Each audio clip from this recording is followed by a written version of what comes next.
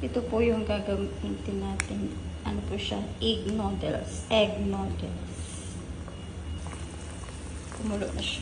Nilagyan ko na pala ng tubig. Hindi ko na tayo dinala. Ilagay na natin. Ito lang muna isang buo. Hindi ko na lahatin kasi sayang. Baka masira lang. Basic lang pala itong niluluto, guys. Kasi hindi naman talaga ako marunong magluto. Napilitan lang. Luto na po siya, guys. Makakain na ako ng hapon.